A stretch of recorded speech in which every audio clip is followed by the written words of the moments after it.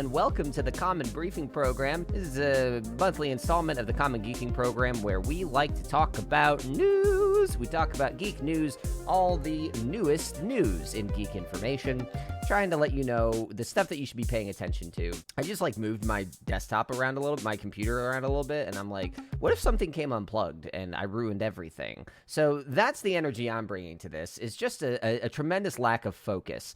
And I'm hoping that through the lens of geek news, I can sharpen my mind and bring some much-needed data to your brain holes. I'm joined by my two friends. Hi, I am Jeff Leavitt. I am also here. I have kind of a headache. That's all I got today. Hi, I'm Trevor. You prefer chowder? Did you forget that that you were supposed to talk, or were you just taking a nice dramatic pause? Or is it just lag? I was scratching an itch, and I'm like, oh no, my face isn't close enough to the mic. That's no. So that's I'm glad Shadow's counting on my intro being longer. Yeah, I have a button that erases silence. So I mean, if I didn't call attention to it, the world would never know. So this is totally a problem of my own making, and I apologize. Jeff, I might be joining you in Headache Town if I wasn't sneak attacked by a special little nap about an hour ago. But I've since recovered and am fully conscious. Naps only ever make me more likely to get a headache. Really? They are a balm to me. They cure my greatest ills. I am incapable of effectively napping. Every single time I nap, I somehow manage to wake up on the wrong part of the cycle, and I just feel absolutely gross and miserable for the rest of the day. Sometimes it just devolves into me napping on and off for the rest of the day because I'm just so tired and gross that it just goes straight until I go to sleep, and then I wake up at fucking 2 a.m. being well, I don't think I guess this is the day my day starts. I think this is the most pity for you I've ever felt in a single instance. This is so sad. I wish that naps could be as positive for you as they are for me, and I'm assuming Chowder, based on how frequently he and I say, I just took a nap as soon as we get on a microphone together. Yeah. But no, I'm feeling kind of okay. I think my biggest gripe right now is that I just got something shipped to me and it was missing a very key component, and now I'm just do I just deal without it, or do I go through hassle of getting it replaced? And I'm gonna go through the hassle, but it is a hassle that I'm staring down right now. I think that my house in Minecraft might be haunted. Well, now this is much more interesting than my shipping and handling problems. Please tell. So I fucking just keep hearing monster noises in my house, and I'm okay, there's clearly a small cave system right below my house. So and did they change it so monsters don't spawn until it's zero light at all? Yeah, which is underground is zero light. Yeah, so it's not you have a spot in your house that's accidentally spawning monsters. No, my house is a singular room, so I would know if there were monsters spawning in it. Okay. I can see everything from one spot. Okay, Dr. Manhattan. No, it's just having a small house. Yeah, I just keep hearing monster noises, and I'm okay, I'll just dig under my house and find this fucking cave and light it up. And I dig 3 blocks under my house, and the monster noises get quieter, I'm getting further away from them. And it's just baffling. I've gone to every corner of my house, dug down. I'm also on a a bit of a beach too, so there's a lot of sand right below my house. And the further down I dig, the monster noises get quieter, and literally the loudest I ever experience them is when I'm just standing in my house, as if they're just there or right outside. Is it the big whooshy cave groans, or is it the of a zombie? The latter. It's a zombie. It's like a zombie. I've heard a witch. Is it on top of your roof? No, there's no way for them to be. My roof is entirely made out of stairs, so they couldn't even spawn up there if they wanted to. And it's in the middle of the day as well. Anyway, what were you asking? Colin? Have I ever been haunted? Don't you guys play on a Minecraft? No, that's a much broader question I'd like to tackle face to face. But don't you play on the server with Jeff? This is different my server. player. Okay, yeah. The server we play on server we play on is a free one that Eddie has to be present for, so we all have to be there to actually use it. Yeah. Well, then, I mean, I was about to ask. I mean, is another player haunting your house? Is that only? You guys, would that be possible? Do you remember the time when we were on that Minecraft server on like Eddie's Xbox and we built a fake Nether in Jocelyn's house so that when she logged onto the game, she would think she was in the Nether, and then she went through a Nether portal, and then she transported to the scariest Nether I've ever seen in my entire fucking life. That was like at lava level. Oh, that's just one of the best pranks that I think we pulled. It's so simple. That was a really good prank. You pulled that prank on me too. Yeah, we did. I don't doubt it. I don't doubt it. Pulled that prank on me too. Yeah. Anyway, these pranks have years ago in high school. Yeah. These pranks have lifted my spirits.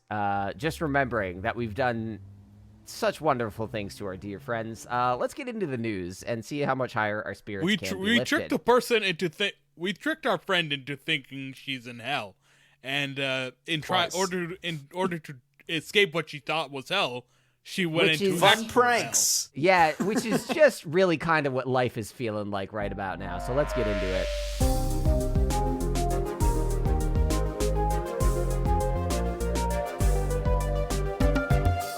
I play Sonic games. I'm hesitant to continue to say I'm a Sonic fan because it's just a hard thing to say at this point. But I play Sonic games, and I tend to enjoy a lot of them, except the ones that nobody enjoys because they're unenjoyable. So there's a new Sonic game coming out this year, and this year is the 31st anniversary of Sonic. We did not get a 30th anniversary game celebrating Sonic the Hedgehog's 30th birthday last year, and that was because they were like, hey, we're cooking up a game, but we have rushed to meet deadlines before, and you hated those games, so we're going to take our time. And I guess I should also preface this by saying June is historically a big month for video games because of things like the Electronics Entertainment Expo, which did not exist this year and whose future existence is very questionable for a number of reasons. But it was sort of backfilled by a lot of different companies sort of doing their own press events, releases, etc., announcements. And I was expecting this to be a big video game month, and the fact that I'm leading with Sonic probably tells you, was it really as big as we were expecting? We got a lot of news, but not a lot of splashy stuff. So I'm just going to talk about the things that are standing out to me. So this Sonic game apparently was originally intended to come out a year ago and is now coming out at the end of 2022. It's called Sonic Frontiers. They described it as an open zone game, and you're like, okay, what corpo bullshit are you guys trying to say to make us think it's an open world game, but it's not? Because I mean, if it just seemed confusing.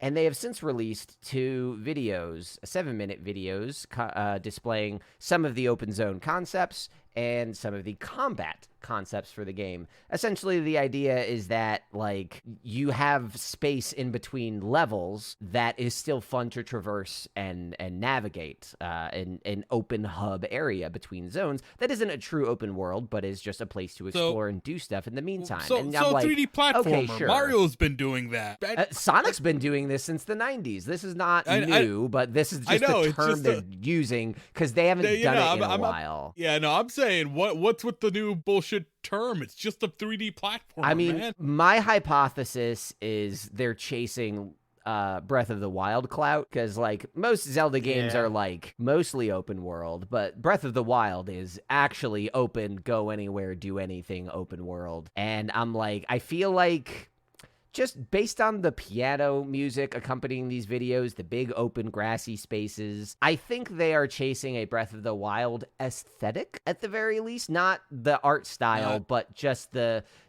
actual breath of fresh air. You're in a big wide open space. Visually looks great. Except that it doesn't look like there's much to do. After 14 minutes of gameplay, players are now asking, could you maybe delay it more? Because that's not a good sign. No, it's not. And I watched the video being like, I want to see, because Sonic games are really hit and miss, but the core hook of go really fast and bounce off of stuff is pretty compelling. Yeah. And it would work really cool in an open world setting. You know? And I'm just imagining like how in fucking Grand Theft Auto there's a bunch of like hidden jumps places. That would be really cool in a fucking Sonic world. I mean, well, to point your attention to an open world game that I think handles speed very well is the Forza Horizon series, which is full of just like you jump off I am not a car guy. I haven't played racing games seriously since I was a kid. Forza Horizon is one of the best goddamn games I've ever, like open world games, period. It is pure joy and fun. And this looks pretty lifeless, and the combat is like very stand still, attack a thing, trying to find some sort of just generic platformer combat system that does not mesh with running fast. You have to stop and fight things, and I'm like, this doesn't seem thoughtful. This seems like game designers trying to push their boundaries on a technical level, but forgetting to make a game that is fun. This game does not look like anything. It does not look fun. It looks like a tech demo, and I'm not very excited about that. Yeah, like, I'm looking, like, at them, like, running through the emptier parts of the world, and I'm, like, kind of going back to experiences I've had when I was, like, doing parkour, and it's, like, in parkour, you're, what you often end up doing is, like, looking at your environment, like, oh, hey, I can, like, vault off this rail, do jumps off these, Sorry, what the fuck are you... banisters or what? What do you mean you used to do parkour? What the fuck am I, what? Like, in a game? What game are you talking about? No, in real life. In real life. You used to do parkour in real life, Chowder? Wait, what? Briefly, yeah, for like a year and a half. When? That's incredible. What? When I freshman year of college, and like the year after that.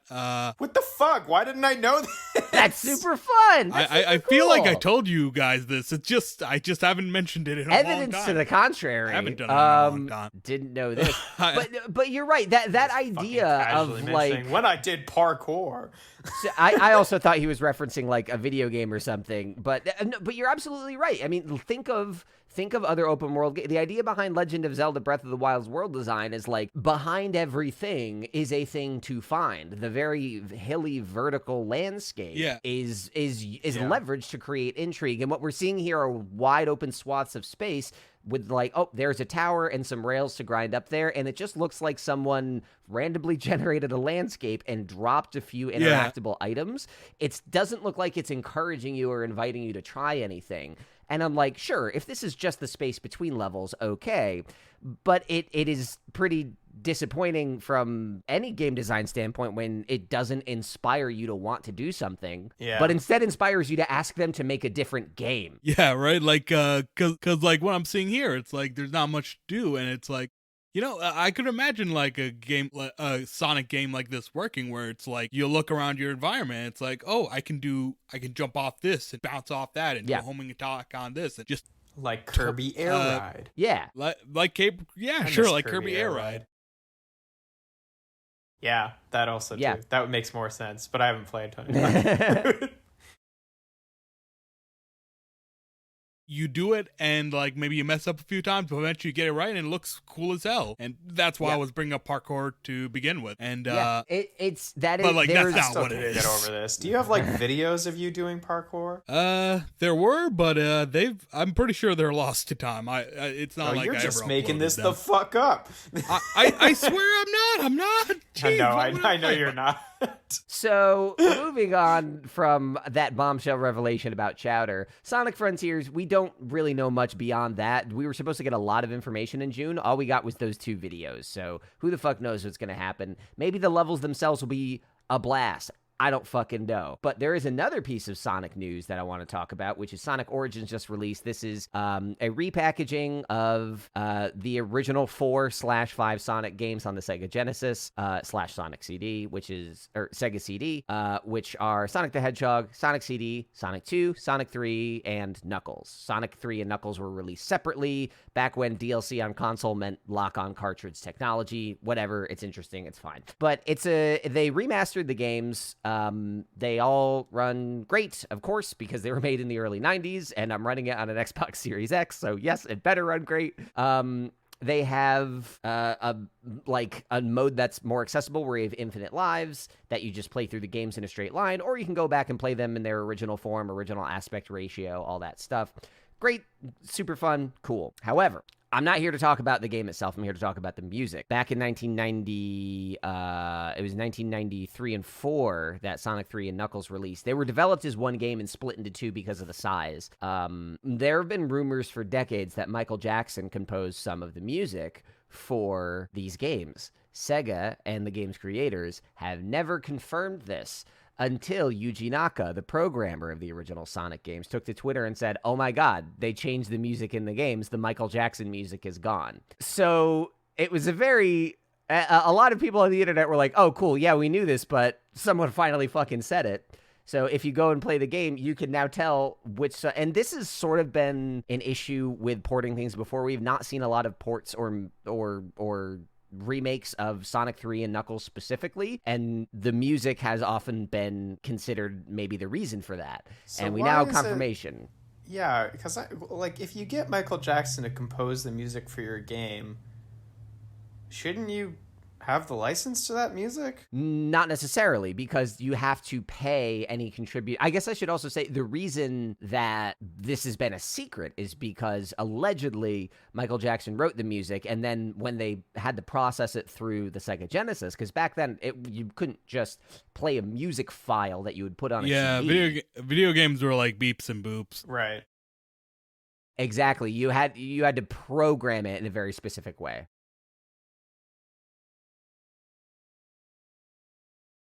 A modern day MP3 is bigger than a whole ass RPG from back in the day. Yeah, and it's pretty incredible how different these things can be. And the idea that everyone seems to have been left with is that Michael Jackson wrote the music. They ported it to the Genesis, and he was like, I do not like how that sounds.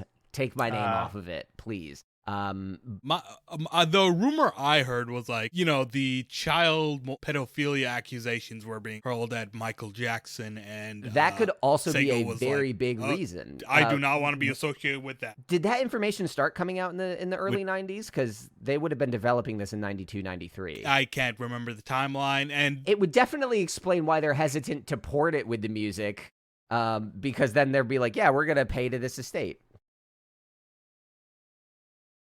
But anyway, in the final product, there are 3 stages in the game. I've played through all of them, and the stages with different music are Carnival Night Zone, Ice Cap Zone, and Launch Base Zone, where essentially what happened is the original composer of this music back in the 90s remixed some of the prototypes, and that's what they put in the game. Some of it's fine, some of it is but it's just different. But that was interesting, is we got a different game package because of this rumor finally being confirmed. It's one of those video game myths that's been around for a while, and now someone finally said it. As far as actual splashy news, there are... Which overshadows Sonic Origins itself, I feel like. It does. It's a great package. I mean, I maintain Sonic CD is an interesting game, not a fun game, but Sonic 1, 2... This is also my first time playing Sonic 3 and Knuckles as a lock-on package, because I've played them separately, but they've never been ported together, and I didn't have the lock-on cartridge as a kid. So this is my first time playing the complete package. Sonic 3 and Knuckles is outstanding. It is a fucking roller coaster when it's all put together. It is incredible. When you say as a lock-on package instead of a standalone thing, is there a difference? I played the game I played Sonic 3 and Knuckles on the PS2, so I'm wondering if I played standalone thing or not. So basically what happened is Sonic the Hedgehog 3 was a single cartridge, and it's essentially half of the game. Sonic and Knuckles was released as a separate game a year later. The thing that they did was the top of the cartridge in the Sega Genesis flipped open, and there was a cartridge slot on there. So you would put the Sonic and Knuckles cartridge into the Sega Genesis, and then put the Sonic 3 cartridge into the Sonic and Knuckles cartridge. So you have a super long double tall cartridge that combines the games. And when you combine the games, you get extra features, such as Knuckles is now playable in all of it. You could even plug in Sonic 1 and 2 and play Knuckles in those games. But with Sonic 3 in particular, it did things like double the amount of special things you get. You get Hypersonic as an unlock. It changes some of the music around. It adds extra special stages to the whole game. It just combines everything into one.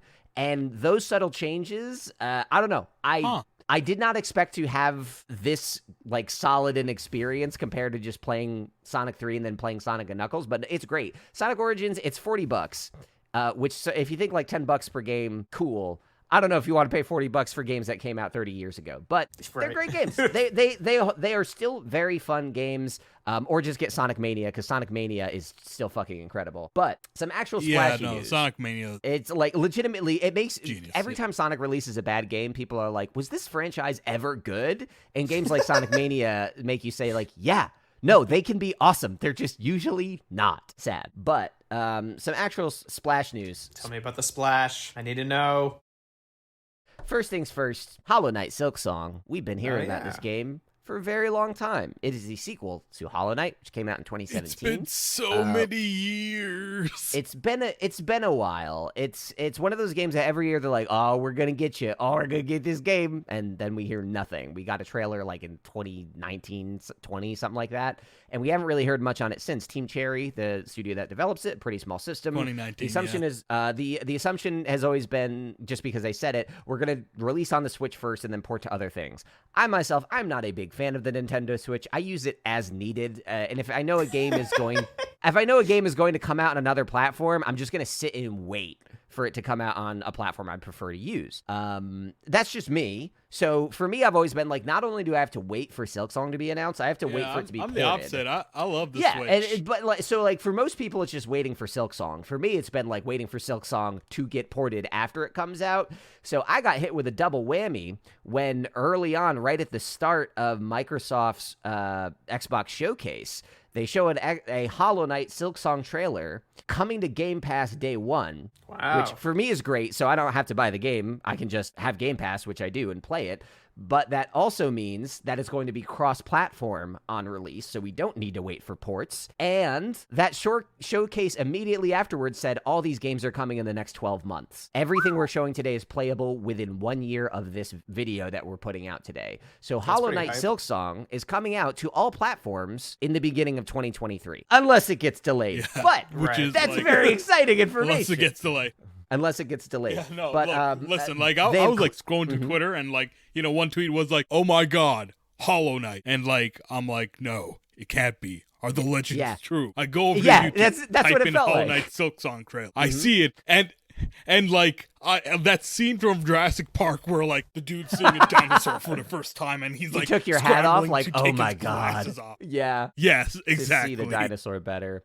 So it's very exciting just because it's been gestating for a while. Hollow Knight is a truly fantastic game. It is very difficult. I bounced off of it first, but like the initial difficulty spike in like the first 2 hours, once you get past it, it really clicks for me. Some people, gluttons for punishment, Dark Souls lovers, love that initial difficulty spike. It stays difficult the whole game, but I'm sort of, after Metroid Dread kind of disappointed me on the difficulty department, I am pretty excited to play something in this vein that's more challenging and more than 8 hours. So that's that. Silksong, finally got some info on it. It's pretty fantastic that we have anything. But the biggest splashiest announcement, although we were told it was delayed, we finally got to see some gameplay for Starfield. And there was just like the way that they revealed the gameplay in this game, that some producer is getting a promotion because they were constantly showing, we had all these expectations about what this game was going to be. So let me rewind. Starfield is Bethesda Game Studios' next RPG. The last game that these guys put out was Fallout 4, which was an enormous release, has like gotten some flack for being a little less roleplay-y than other games. But that was back in 2015. The game that continues to make headlines that they last made was Skyrim, which was 11 years ago at this point. So it's been a minute, and all we knew is that it's sci-fi. We have a few images, a few world details, but we didn't know much. So showing us gameplay, we were like, they're not going to show us that much. They're not going to give away the farm. They're going to be like very deliberate in how they give this out. And it started very small. Like, let's show you the first mission. Cool.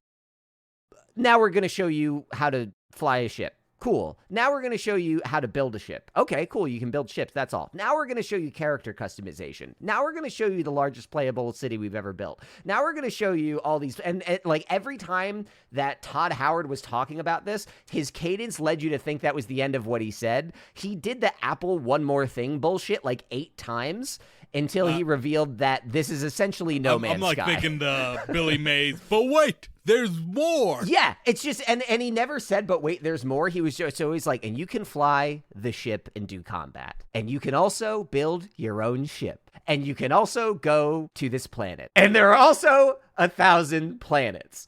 Now, the game has been met with a bit of a mixed reaction, largely positive, somewhat mixed, because the last time that Bethesda said, like, you'll have infinite something was when they said, Skyrim, you'll have infinite quests. What that turned out to be was, if you don't do anything for long enough...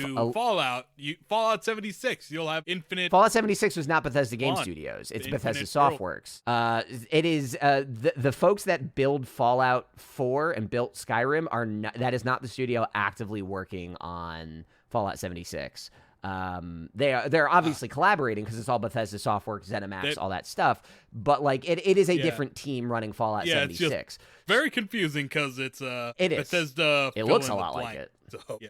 They do, and that's. But basically, the last time they said like infinite stuff from a Todd Howard-led game was in Skyrim, and basically what that boiled down to was if you don't do something for long enough, a boy will come up and say, "Can you run over there and get me a thing? If you do, you'll get some XP." So people were pretty quickly disillusioned with Bethesda doing procedurally generated stuff. Infinite quests. Yes, exactly. So we now have Please 1,000 step planets on this in this ant game. For me. Yes, we have 1,000 planets, and we have a game that didn't look like it was running at a super high frame rate. But then there's also the elephant of the room that this game is not coming to PlayStation. So it's kind of one of those things where wild. You have some legitimate criticisms about it. I think the frame rate is a little concerning, not because I need all my games to run at the crispiest thing. I would love for them to run at the highest settings, but more that like, what state of optimization is this in? Is this like a thing that will be fixed, or is this a target? We don't know. So some of the ambiguity around these things is a little concerning. There are 1,000 planets in the game, but most of them are procedurally generated. So how fun are they going to be? You know, this was what No Man's Sky ran off originally. There's like 50 quintillion planets or whatever because it's all randomly generated. But there wasn't anything to do, and it took years of support and updates for No Man's Sky to become the like very widely beloved game that it is today. And so the similarities to No Man's Sky caused some concern, but most of the loudest voices are people online saying like, this game looks awful. I think the graphics are terrible. I don't want to play this at all. And if you like click into their profiles, they are Sony stans who are very butthurt that the game is not coming to PlayStation.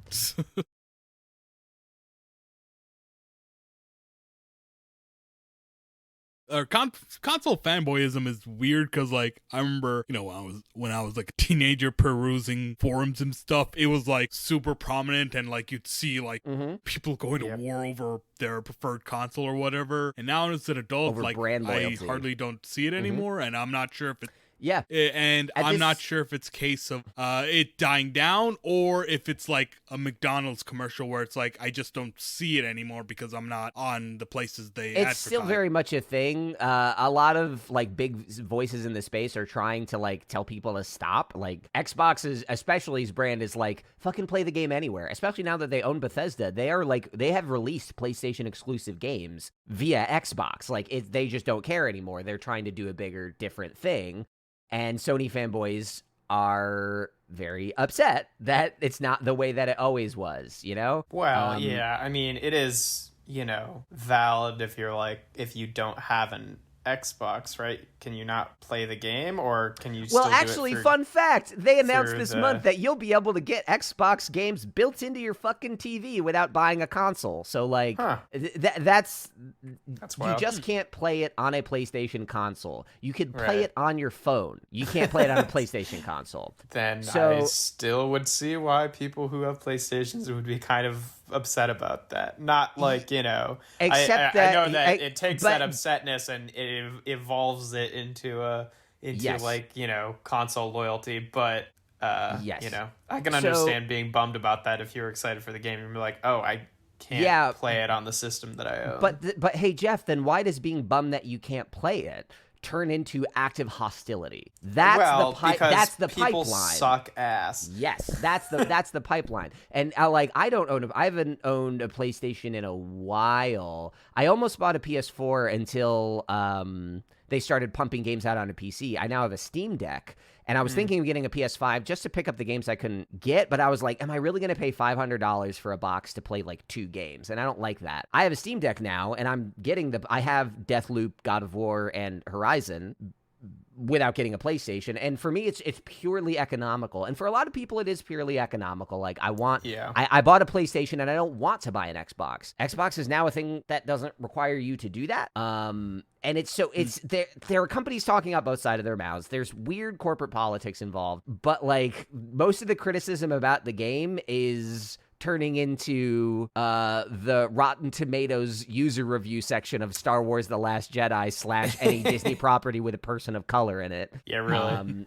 And it's just like, this game looks enormous and is making a lot of promises. And if it can fulfill most of them, I'm going to be so fucking stoked. But yeah, interesting conversation around it. I've been talking way longer than I expected. I was going to talk about Diablo Immortal. I don't know how interested you guys are in talking about that, but Diablo Immortal also released this past month, mobile game version of Diablo that is supposed to be very fun to play until it becomes very expensive to play, because even if you spend $10,000, you might not get the loot you're looking for, and the theoretical max that you might have to spend to get all the loot that you need to like max out the power of your character is around $110,000. It is a pretty naturally. It is just a blatantly pay to win setup that is disappointing for people that don't get hooked into that, and predatory to the people that do. So the best successes I've seen of Diablo Immortal are people picking it up, playing it, and saying, this is fun.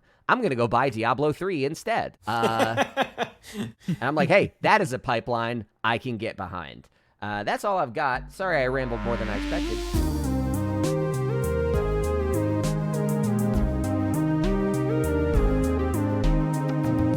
Jeff, how you doing? I am doing. I don't have a ton to talk about this month. No Transformers news, unfortunately. Ooh. For all of you out there just like waiting for new Transformers news like I am. We've got a few interesting things to talk about.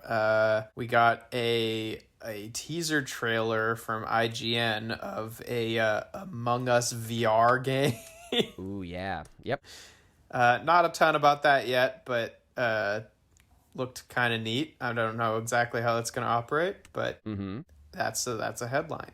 I'm interested. I still haven't played Among Us at all. Really? Yeah. We should. Really? It's fun. Yeah. I would like to play Among Us again. I mean, it was kind of a trend for a while, so like everyone was playing it, and that's kind of died down, but it is legitimately just like a fun game. Yeah. Even died down, it's still very popular. Like their died down is most people's. Right. Yep. Yeah. It's died down in that like everyone and their sister is no longer playing. Some other fun stuff. So a while ago, I can't remember when this happened, maybe a year or two ago. My perception of time is over. But when the creators of Avatar: The Last Airbender launched Avatar Studios, they talked about how they were going to be making some films and new shows under that platform. And just recently, we got the announcement from Paramount and Avatar Studios of 3 upcoming animated Avatar movies that will actually be going theatrical, which is pretty cool. It's pretty much just at the announcement stage at this point, so I don't think that they've started like writing or I thought that the premises of these 3 movies, because the idea was that each one would focus on a character from the shows. But the premises were rumored, right? Like, we know the movies are happening, but the rumors were it's going to be like Kyoko, Zuko, and Korra are the characters in the movies. But that's Kyoshi, sorry. But they're not but that isn't confirmed, is it? That's not confirmed. I thought that was confirmed. Okay. Paramount and Avatar. Yeah, because really? I mean, Paramount owns Avatar, the Last Airbender franchise for sure. Yeah, but we are getting 3 movies, and those are the rumors from reporters claiming to know what's going on. So it's not just fan speculation. No, well, the movies are happening. They announced. Well, no, yeah, I know exciting. that, but yeah, I mean, I was saying the subjects are not just fan speculation. It's like legit rumors, not just hasn't been officially announced. Yes, yet. no, yeah. This is somebody Gotcha. claiming to know what's going on in the studios. We don't have confirmation on it, but yeah, that is not just like a Tumblr post gone rampant. So this is there is some legitimacy to this, but it's also take it with a grain of salt because it might not be right. But I don't know. I think that those would be it's kind of a weird choice of the 3 characters because like Zuko and Korra were both obviously characters that were heavily focused on in the shows, whereas Kiyoshi actually has quite a bit of ground to cover, no pun intended. Seeing that she Nice. she was just one of Aang's past avatars. I mean, there's been comic stuff about Kiyoshi, but like if they're just I always think that like supplementary comics from things are kind of like canon until proven otherwise. That's how a lot of things seem to treat it. When Star Trek got its new TV start in 2017, one of the writers in the writers' room for Discovery was also in charge of heading up the books. And one of the executive producers was like, the books are canon until we decide they're not. And I'm like, honestly, that's probably the best way you can do it. That seems like it's been Star Wars' general approach is just like, if we want to make an adaptation of it, things are going to be different than how they are in the Except comics. Star even though Wars the isn't comics so were. upfront about it, That's very true. Yeah. Sometimes things just contradict. And also sometimes things just contradict in the main movies too. So like, you don't even know. But but yeah, no, I think all of the like I trust generally the people who make Avatar because Avatar and Legend of Korra were both really good shows. So I think this could be really exciting. It's an interesting idea of doing 3 theatrical animated movies. But yeah, no, I'm excited to see more about that from the future, regardless if it ends up being these things or something else. Mm-hmm. And then the big fucking meme ass story of this month. Oh, thank God. Somebody needs to talk about this. So, if you're familiar with a little movie called Morbius that released in April of this year, almost nobody saw it, really. Like, it bombed at the box office. And then there was like an ongoing like meme trend about Morbius where someone said, like someone online, I can't remember the specific user or whatever, but he started this whole meme where he said, my favorite line from Morbius was when he stops and looks at the camera and goes, it's Morbin time. And this just devolved into like this huge trend of memes where everyone who didn't see the movie, which is almost everybody, was just like making up fucking shit that happened in Morbius because no one could confirm or deny any of it because no one saw the fucking movie until the weekend when everybody started. There was just a weekend in May where everyone was like, I should watch the Morbius movie, and like a bunch of people started buying it on demand and creating this perception that people wanted to see the Morbius movie. Right. So it became this huge running meme for a while, and studio executives in their infinite wisdom saw this happening and wanted to capitalize upon it. And figured like, oh, look, no publicity is bad publicity, right? Everyone, they must actually really want to see this movie. Maybe people will go see it for the memes now, right? And, this got to a point where it's like, oh, Jared Leto even put out a thing on his Twitter, some social media. I don't fucking know what social media, but a little video of like a fucking joke video of him reading a script called Morbius 2, It's Morbin Time. At which point I think a lot of the meme kind of died down because it's like, oh, the person that we were making fun of now thinks that they're in on the joke. This is no longer funny. He killed the joke. Yeah. And because that is people, that is part of the reason that no one fucking saw Morbius is Jared Leto is not extremely popular in the fucking mainstream public eye right now because of just like, being weird on the fucking set of Suicide Squad and like other scandals like that. And, making a bad Joker, and also being a pedophile. That's the big one. That's the big one. But aside from being a deeply unpleasant person to be around in all professional contexts, it turns out he might be a personal monster also. But isn't that the plot of Morbius to begin with? Right. I don't know. I haven't seen it. So they decided, let's cash in on this meme popularity of Morbius. They decided that they're going to release Morbius in theaters a second time. Maybe it will not flop like it did the first time. I'm smiling all over again listening to you tell the best story. Part of this goddamn story, which almost anyone other than the fucking stupid-ass execs who made this decision could have seen coming, Morbius bombed in theaters a second time and made an absolutely pathetic amount of money. Like, okay, let me find the fucking numbers here. It was, I think, like maybe 5 figures over the weekend. Like it broke down to like $6 a theater or something, or 6 people a theater. I saw it was like the average of it was like, there was like maybe they released 3 people in each theater who saw it. Like, listen, Disney's, and this is not Disney, this is Sony, but like Disney's wide releases where they like muscle their way into every theater, ethical or not. Like, is like 3,000 to 4,000 screens. And so that's like the most that a movie hits. They brought this back. Sony brought this back to 1,000 screens, which is not the widest release, but it's still a lot. That's still like a quarter of all movie theaters based on deeply, deeply misunderstanding the tone of people screaming their love for Morbius, not understanding that they are being laughed at, not with. They're being mocked relentlessly. And it is flowers for Algernon. They don't know that they are the butt of the joke. I'm wondering how much money they wasted on that. Because, like, I assume the theaters would have already had, like, the video files or whatever for Morbius. So, like, it would have been a matter of just them show it again. But then again, maybe they'd have to negotiate something with those theaters. I'm not sure. I don't know if they lost a lot. They would definitely have to. They would. I mean, 85,000 was on the weekend. I don't know how much it made on the week. I think the cherry on. Okay, Morbius this is already made 35,360 over Memorial Day weekend. Over Memorial Day weekend. Yeah, that's a big movie weekend. Yeah, people hate your movie, dog. By which point it dwindled down to just 83 theaters. It's so. It's so funny. It's really funny to watch people misread the situation that badly. Well, it's also just like it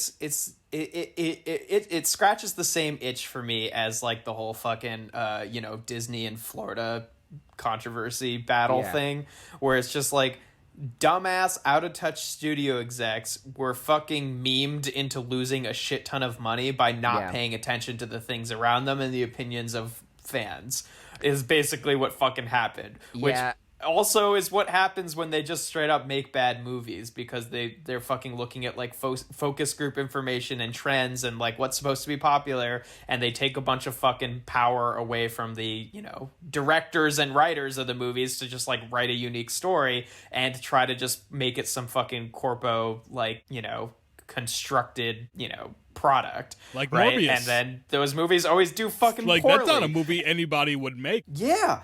I mean, because just the idea in fucking general of the Morbius movie existing, it's like Sony fucking grasping at straws, trying to like get as much out of Spider-Man as they possibly can without actually doing Spider-Man, because they're doing the whole thing with Spider-Man in the MCU, and then also trying to piggyback off of the MCU success. Like, the idea in general of a Venom movie is already wild, because Venom is like the fucking bizarro version of Spider-Man. But at least Venom has a history in the comics of doing fucking like, what's the word? His own thing. Yeah. Anti-hero like, things, he has his right? own comic stuff. Yeah, he has his own stories. He's not just a Spider-Man villain. Morbius is pretty much just a Spider-Man villain, and a really fucking obscure one. I hadn't heard of Morbius.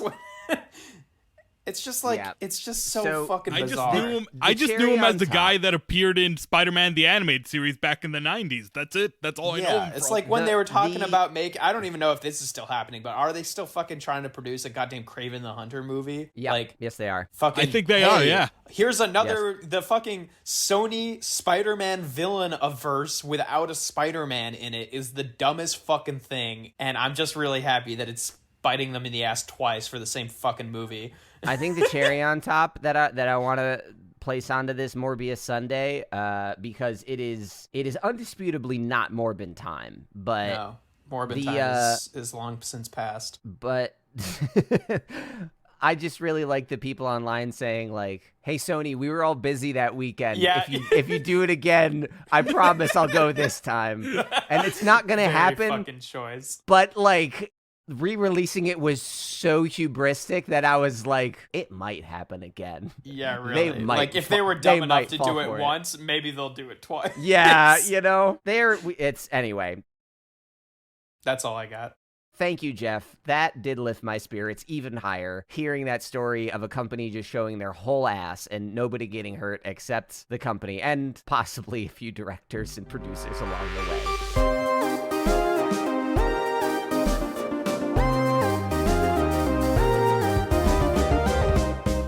Chowder, what you got, bud? Show me what you got. First thing I wanted to talk about was Street Fighter 6. I talked about like the teaser trailer they released on a previous briefing program episode, and I described it as aggressively underwhelming. And, like nobody knew what to make of it. It seemed kind of boring.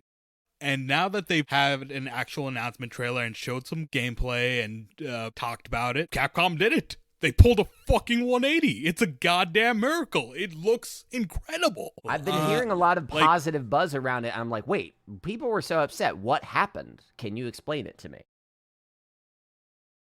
So Sony had their state of play thing or whatever, and one of the things was Street Fighter 6. And base it to like sum it up in a single thing, it seems like Capcom actually paid attention to the complaints people had about Street Fighter 5. Like it looks bad, it doesn't have a great it doesn't really have a single player. The doing stuff in the game isn't that cool looking, right? Like in Street Fighter 5 you do your special moves and like they're not that cool looking. You just like it's just like, oh yeah, your punch is 2 frames faster, or you can do this out of a block now kind of thing. And it's like, but here, no, it's got this really cool graffiti art style to it.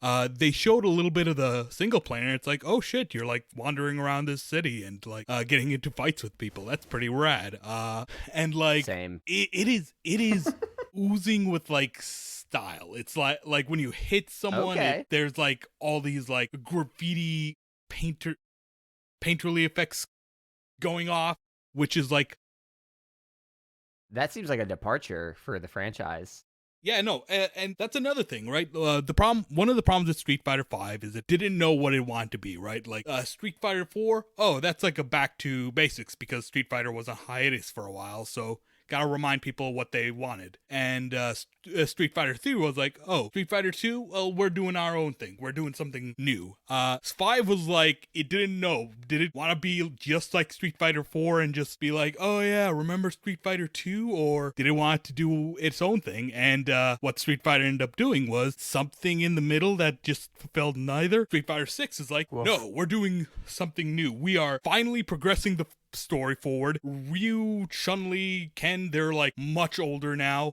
We're like almost half the cast is going to be made up of new characters, that kind of stuff. It's a step in a new direction. It feels refreshing, and you know, the thing with fighting games is like there's always this dichotomy between like casual players and like hardcore players. Like it always feels like if you're trying to appeal to one, it just turns off the other. Here they just managed.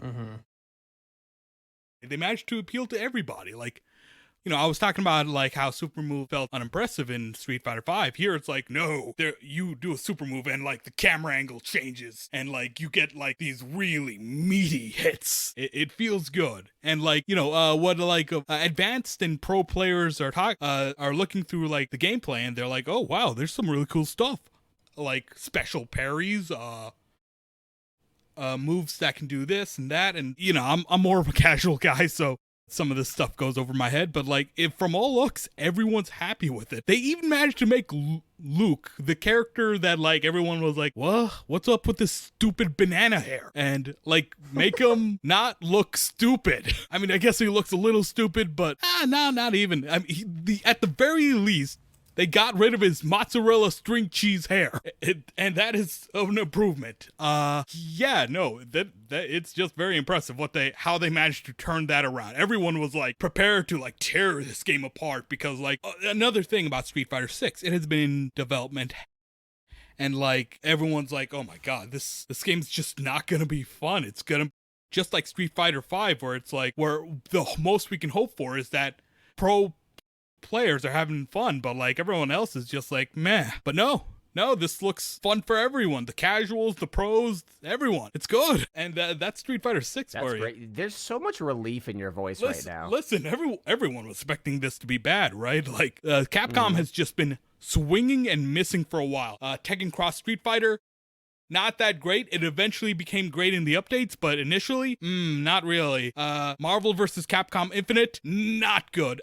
Well, it's like half of a good game. Like the actual fighting game part of the fighting game is like really good. But like everything else, not good. Looks terrible. Looks cheap. Story mode that's just terribly written, not fun. Characters that should have been in the game not being in the game. Terrible roster. And like Street Fighter 5, it's like, oh, didn't come out with a single player, didn't come out with an arcade mode. All you could do was go online. And like the fighting part was like, yeah, technically, or it's a technical fun game where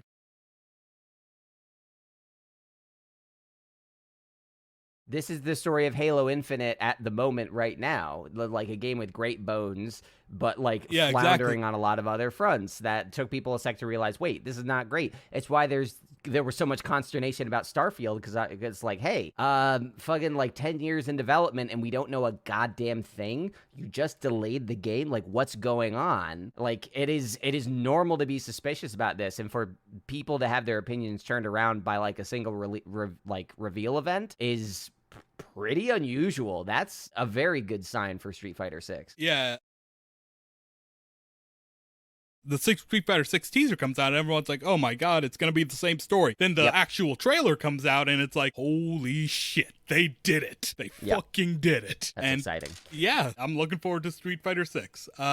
Next thing I want to talk about was actually about an announcement about One Piece. Eiichiro Oda is taking a break for like 4 weeks to prepare for the final arc. And like, you know, and like reading that sentence, it's like, what? Holy shit. And you know, looking nuts. into context a little more, it's like, how long now? Decades now. This is like one of the longest running comics ever, really. Like, cause you know, One Piece has been going on without stop. This is the only thing that compares is, and like not even like superhero comics, because superhero comics will always like constantly reboot themselves. It's never a singular run. Yeah, I think until recently, until the switch to IDW as the publisher, the longest running single continuous comic was actually Sonic the Hedgehog.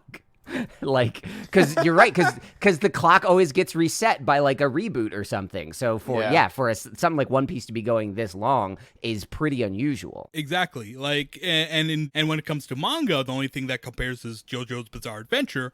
But even that, they split it into different parts with like completely different characters. So yeah, One Piece, one of the longest running things, and it should be noted for context that like this is more like the final chunk of the story.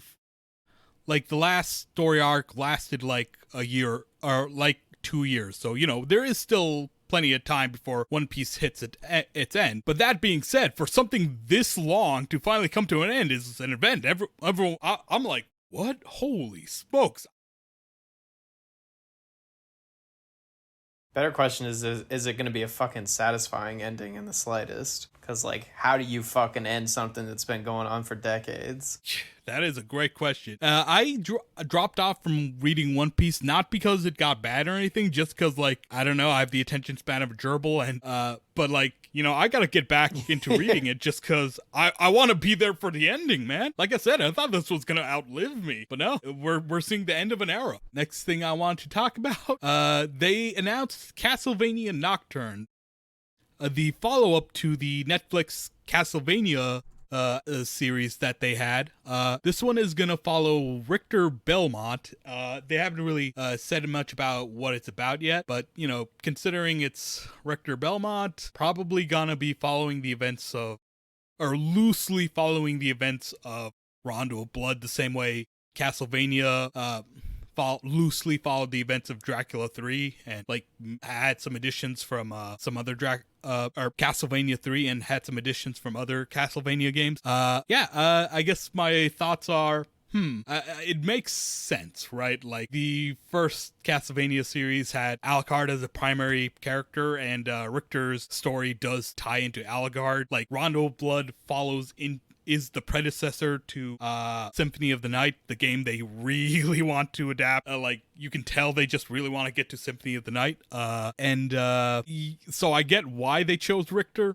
I wish they chose Simon. He was the next relevant Belmont in the timeline, and I just like that character, but, you know, Richter's good too. Yeah, gotta see My Simon. only other... Simon. Gotta see Simon. Yeah, the only other comment I have is, I think Castlevania Nocturne is just a weak name. Rondo of Blood sounds more dope. I think they should have just called it Rondo of Blood, but what do I know? Yeah, but most people in America don't know what a rondo is. So I certainly don't. It means round. It's like a kind of dance, like right? Circuitous thing. Round. Yeah, it's like a type of I music thought it and was kind dance. of Yeah, dance.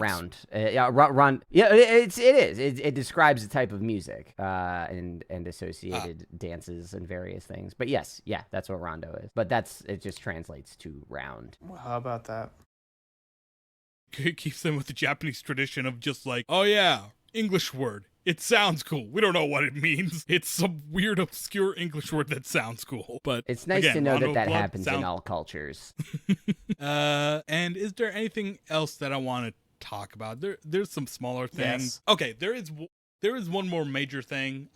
So not necessarily because it's newsworthy in itself, but because, like, you know, when I brought up in the Discord, like, some people disagreed with me, and I'm like, I guess I might be in the minority here, and I guess I want to understand the opposite points. Oh, I know what you're talking about. Yeah, I can chat with you about this.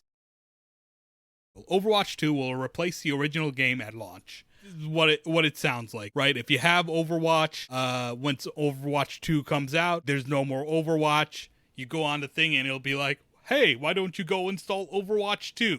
Oh, so you can't play Overwatch anymore. And, you know, I was kind of annoyed, like, fuck you, I paid money for Overwatch, so let me keep the game. I haven't played in years, but it's not really about that. It's about the principle. I paid for a thing, I should be allowed to pay for the thing. Play the thing. So, and, you know, I expressed that being upset about it, and everyone's like, some variation of, I mean, you got your money's worth out of the original game. What's it matter? Or, this is like an update. That's normal. And I'm like, principle so of the thing. This is you're right to be inflamed. I think that is a reasonable response, because this is strange. I will not call this normal. Basically, what's happening with Overwatch to Overwatch 2 is the install. Overwatch 2 will essentially be an update to Overwatch 1 and replace it, but it is completely additive. Right. But it gets more complicated than that. So it's not like it's stripping away stuff from the original game. Like, Destiny does this with content vaulting, and it is controversial every single time it comes up. But that's not really what's happening here. This is a weird conflux of multiple issues. Destiny was actually run by Activision for a while also, and it's the reason why we're actually currently, whenever I say Destiny, I'm talking about Destiny 2, because after 3 years, Activision was like, you got to pump out a sequel, when really all the developers wanted to do was to continue to iterate and update the game and release things at like a regular pace. But Activision is like, no, sequels make money, make a sequel. It seems that this is what happened with Overwatch, that the development and regular updates on Overwatch stopped, and then they announced Overwatch 2, and it's been sitting in hell. What we have been led to believe is that Overwatch 2 is actually really just an update they wanted to make to the game, that Activision said, you need to make this into a sequel because sequels make money. Activision is not quite in the same position it was before. They've announced a deal to be acquired. They are undergoing a lot of Activision Blizzard, the merged studio. The Blizzard side of things is not in great shape at the moment. We've seen a lot of tumult with their leadership and things we've documented on this show before. So what seems to be the case is that because of pressure from Activision, the move from Overwatch to Overwatch 2 was already announced, hyped, flight tested, beta tested, like everything. But that was never what the developers wanted to do. And instead, they just wanted this to be an update to the game. So they're stuck with all the things they've announced, and they're sort of going back to the initial intent, which is we want to bring these updates to the game by updating it. Chowder, you paid $60 for the game. We want to update the game that you paid $60 for. But we've already committed to this thing. And the sort of middle ground approach is this will behave like an update, but you're caught in the conflux of marketing obligations. And so it is weird and it is confusing, but it is functionally, if they release this as a title update to the game for free, it would not be a problem. Okay, I see what you're saying. There are some big changes, though, like how the 6v6 gameplay is going to change to 5v5. Apparently, you still have to pay for the story mode that Overwatch 2 is going to have, and it should have just had in the first game. Yeah. The ultimate conclusion I just came to is maybe my own experiences differs from most other people. Like, I don't play a lot of like MMOs or stuff like that. So, like, you know, people who are used to those kinds of big changes and being unable to go back game they used to play is normal to them. But for me, it's like things I'm used to. I'm used to like Capcom fighting games where it's like, oh yeah, you got Street Fighter 2 and Street Fighter or Hyper Street Fighter 2 and Super Street Fighter 2 Second Strike or whatever. And yeah, which I can't stand that.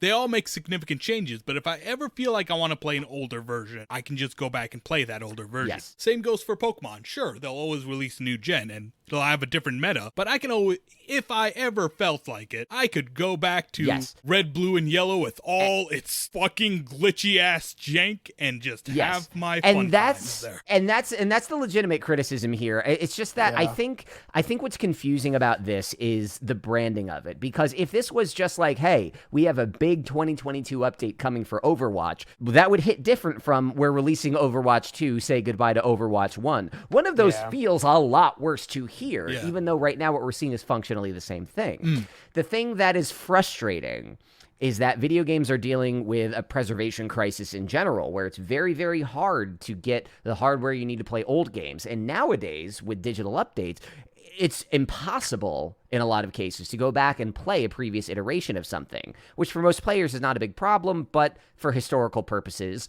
is a question. It is something that our digital world has not fully figured out how to solve yet. It is a pervasive issue. Where it becomes ethically questionable is when you say, please pay me money for this game, and then or later say, you can't play this anymore.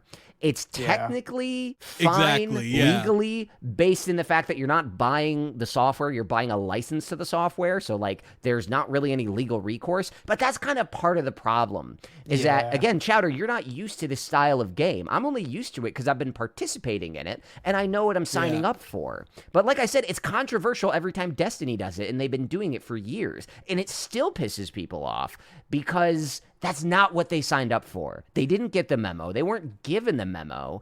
And now suddenly, for the first time, a game they bought is not in their library. So I think this is like, everything that's going on here is a problem the industry is already trying to figure out and kind of failing in a lot of ways, but it's wrapped in an absolute clusterfuck of branding, marketing, and communication. Of marketing and branding, yeah. Video game preservation was always a nightmare, and it's even worse when the companies just actively work against it, so. Yes. Yeah. Because I mean, Chowder, to your point, stupid. If you don't like the new Pokemon, you'll go play the old one. So how are they gonna force you to buy Pokemon Scarlet if it gets trash reviews? They're gonna lose money on it.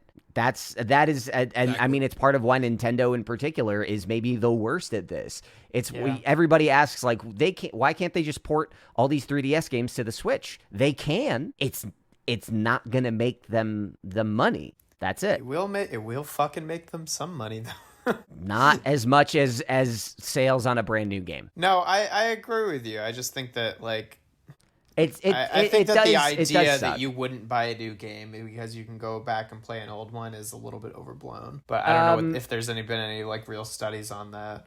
I don't know if there are real studies on it either. But even if it doesn't, the thing is nowadays it's not just about like go get the pre-order, buy on day one, you're done. Games need to have a tail. They need to have longevity. They need to have conversation around them. And a lot of times they need to have continuous support. What you lose if you have an inferior product to an older game is if you play through Scarlet one time and you think it sucks, you're not going to replay it, which means you're less likely to buy DLC later. You're less likely to engage with future updates to the game that will continue to make them money, and probably lose faith in the franchise as you go forward. It is not very cut and dry, but it does happen. That will happen regardless of whether or not I fucking have the ability to go back and play an older version. But for some people, that might be you, but for some people, having the older version, it's why, like, think of Smash Bros. Brawl. Smash Bros. Brawl was the active Smash Bros. Game for a while, but people were holding tournaments on Melee. Yeah, sure. Like, it happens. So yes. Chowder, nobody was trying to tell you don't be pissed about this, but it's a weirdly complex situation that's going on with Overwatch, and it's not going to... You're not losing your money or investment in a new way. You're losing it in a way that we've been dealing with for a while. This is not a new problem. It was just miscommunicated. It is a problem, just not a new one. Fun. Activision sucks ass, so, you know. Yeah, I mean, I have another article about Activision sucking ass, but, you know, I think we've talked enough. All these smaller articles. Are we going to skip over fucking Netflix doing a real Squid Game? Oh, right. I totally forgot. Yeah. You know how Netflix has said that they're losing money? Their stocks have dropped so much. In fact, it's so bad they had to, like, let go of, like, hundreds of employees. They're making a reality game show about Squid Game. Now, that's already, like, missing the point of Squid Games, right? Like, a show about desperate poor people killing each other for the entertainment of the rich because, you know, they're desperate. And now we're making a game show where we give where we have desperate people humiliating themselves for the chance to win money. Oh, and by the way, the prize money is $500 million. $500 million. Yeah. What? I thought you said you were broke. Maybe just pay your employees. Yeah. like, you know, I understand that, like, large sums of money to us can be chump change to a company, but $500 million is a lot. It's a lot, even for you. What the fuck are you doing? Pay your fucking employee. Was that, like, funded by something? Like, I mean, it's Netflix. The weird thing about the production stuff is that, like, Netflix has technically been billions of dollars in debt for years. Yeah. So, I mean, who the fuck knows where this came from? This is, like, this decision and probably has very little to do with their stock value issues lately. It's just so fucking... It's just, like, another example of Netflix, like, just showing themselves to be completely out of touch with fucking reality. I mean, it's also just like Morbin time, another example of a company totally missing the point of a thing. Yeah. And I'm not saying the show's not going to be successful, but this is like somebody watching the Hunger Games and seeing it as aspirational. That's exactly. Like, at least when fucking Mr. Beast did his real Hunger Games, which people also criticize for being, you know, like, out of touch and hypocritical and missing the point. You know, at least the proceeds from that went, like, fucking actually were donated to things because, you know, Mr. Beast is pretty philanthropic, but Netflix doing it is just like, dude, are you like it's the entire show. The reason that it was popular is because fucking a bunch of poor people watched it and related to the fact that fucking, the rich take advantage of people, and now you're like taking that idea and monetizing it on it even more in like it's just so fucking and like stupid. Are you even gonna make your money back again? $500 million. Like, I guess if you got it from someone else, sure, but I don't exactly know how like prize money works in like game shows and stuff like that, because like I wouldn't be surprised if like that was funded from some outside source that was like specifically for that, kind of like how, I mean, I'm not saying that that's the case because I don't fucking know, but like I wouldn't be surprised if that were the case, kind of like how with colleges, right? Like colleges cannot have money to like improve dorms and stuff like that, and then they get grant money from alumni specifically to like make new buildings, so they'll be like, making new expensive buildings while at the same time their current facilities are falling apart. Like I don't know that it's an equivalent to that, but I would not be surprised to find out that that someone donated a lot of money to make that what a horribly dystopian way to end this episode. But let's actually go into the rating section. Let's do it.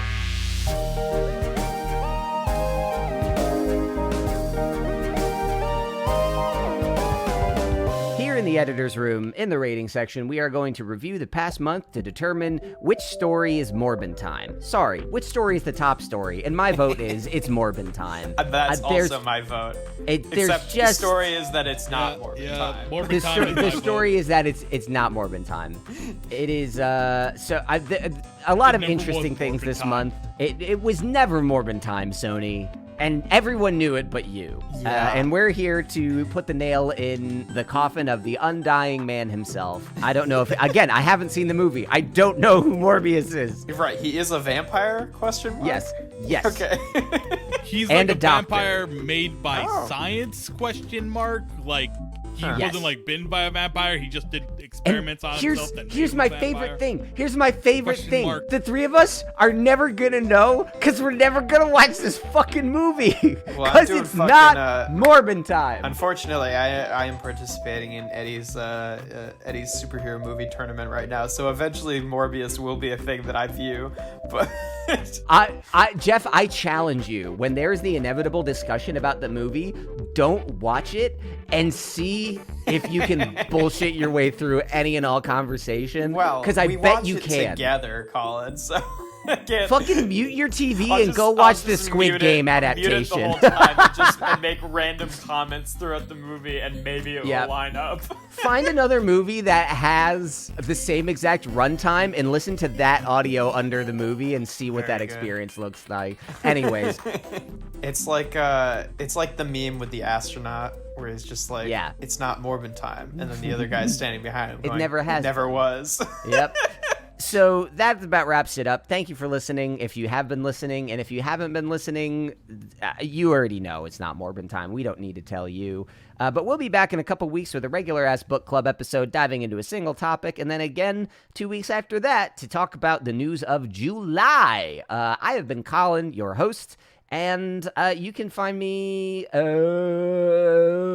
Dice Populi. I'm just gonna find Colin inside one of those fucking, like, the toys that you flip upside down and it goes I was trying to do the cow sound noise, and instead it sounded like I was gonna throw up. Jeff and Chowder, where can people find you? You can find me on YouTube, where I have a toy review channel that is Alchemist Prime Reviews on YouTube, and that's it for now. Woo! For good old Jeff. Hi, I'm Timul, or Chowder, whichever you prefer. You can find me on Twitter, at Timul_Chowder. I do art stuff there. You can also find me on our sister podcast, Dice Populi. The final story arc is about to begin. It's gonna be a ride. Yeah, that's exciting. I might be an episode or two behind. I gotta catch up. It's we're as of this week we've just released a question and answer where Chowder and I meant to be. So oh, that's right. No, I'm not behind. I think I listened to the first question and answer and maybe not the second one. And that one will already be out. It was fun. We had some of our patrons on the line asking us some questions and saying some terrible things. So go ahead and check that stuff out if you're looking for more stuff to listen to. Otherwise, again, we'll be back in a couple of weeks, and I promise you, it will still not be Morbin time. No, it will be Morbin time in a few months, Sony, if you're listening. Just give it another whirl. We'll be ready to morb. We'll morb so fucking hard. Hey, Sony. I'll see hey, it Sony. 3 times. Hey, Sony, release it one more time. Hey! Hey! There it is.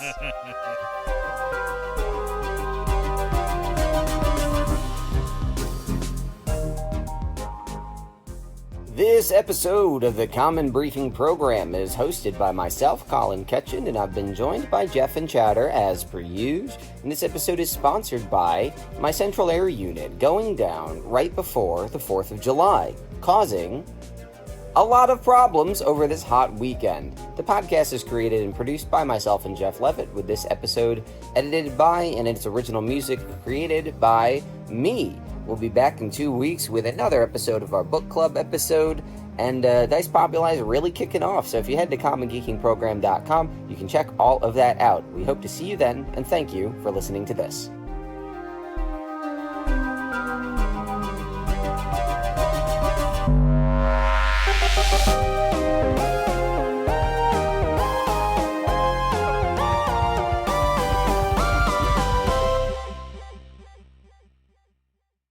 My favorite part of Morbius when he morbed all over those children. Oh my god. Why would you say that to me?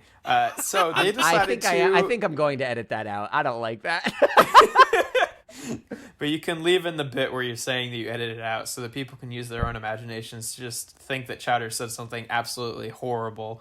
I'll just put which he did, to be fair. But I'll repeat the line where he says, when I did parkour, and then we start going, what? No, you can't say that.